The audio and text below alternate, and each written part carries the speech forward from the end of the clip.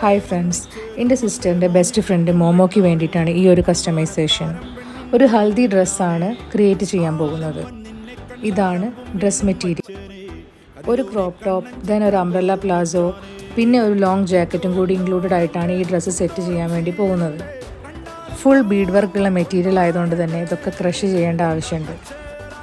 Crop ടോപ്പിൽ princess കട്ടാണ് കൊടുത്തത്. Then ഇതാണ് ഇതിൻ്റെ റിസൾട്ട്.